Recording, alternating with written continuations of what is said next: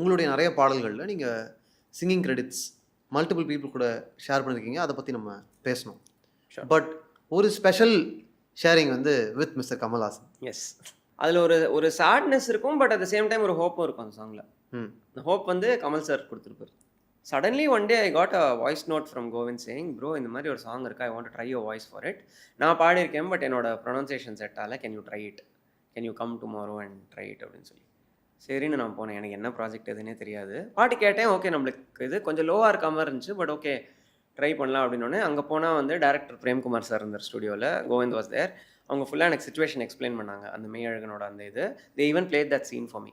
ஓ, so without music அது அந்த ஒரு ட்ராக் இருந்தது, அவர் பாடின ட்ராக்ல இருந்தது. அதை ப்ளே பண்ணிட்டு இந்த மாதிரி இதுதான் சாங்கு. எண்டில் வந்து நாங்கள் ஏதாவது ஒரு பெரியவரோட வாய்ஸ் மாதிரி ஒன்று வரும், ஊரோட குரல் அப்படிங்கிற மாதிரி. நாங்கள் இன்னும் யோசிக்கல, ஊர் பேசுகிற மாதிரி. ஊர் பேசுகிற மாதிரி அது யாருன்னு இன்னும் யோசிக்கல, பட் இது வரைக்கும் நீங்கள் பாடுங்க. அண்ட் நாங்கள் நிறைய வாய்ஸஸ் ட்ரை பண்ணிட்டோம், எங்களுக்கு வந்து செட் ஆகலை. So will see how it works, we can guarantee அந்த மாதிரிலாம் சொன்னாங்க.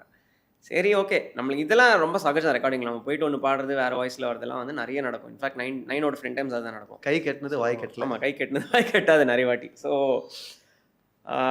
சரின்னு போய் பாடினேன். நான் ஃபஸ்ட்டு ஒரு 4 லைன் பாடினதுக்கப்புறம் வந்து டேரக்டர் இவர் வந்து, என்ன ப்ரோ இப்படி பாடுறீங்க அந்த மாதிரி ஏதோ ஒரு நல்ல ஒரு காம்ப்ளிமெண்ட் கொடுத்தாரு. எனக்கு செம்மையாக சந்தோஷமாயிருச்சு. ஓகே நைஸ் அப்படின்னு சொல்லி. அண்ட் தென் ஹீ 2 பேருமே வந்து musically Govind was like fully every nuance was from him.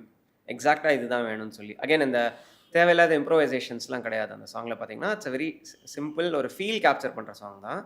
Lyrics and அந்த இமோஷன் மட்டும் டேரக்டர் சொன்னார். சில இடத்துலலாம் வந்து அந்த ஓவர் போர்டெல்லாம் வேண்டாம், கொஞ்சம் யதார்த்தமாகவே வைங்க அப்படிங்கிற மாதிரி. என்ன மாதிரி? ஓடி ஆடி விளையாண்ட ஊரை பிரிஞ்சே, அது இருக்குல்ல, அதை இன்னும் சோகமாக கூட பாடலாம். ஓடி ஆடி விளையாண்ட ஊரை பிரிஞ்சே, அது ஒரு கொஞ்சம் அழுகையோட பாடலாம். அவ்வளோ வேண்டாம். அது வந்து it's not absolute grief, it is sad, but ஒரு ஏர்னிங், ஒரு லாங்கிங், அந்த இதுதான் அப்படிங்கிற மாதிரி. கொஞ்சம் இன்னும் கொஞ்சம் இறக்கம் காட்டுங்க அந்த ஃபீல். ஸோ எனக்கு என்னன்னா, I hate like 2 really creative people giving me like proper direction, fantastic direction for the song. அதனால நான் நல்லா கம்ஃபர்டபுளாக பாடினேன் அது.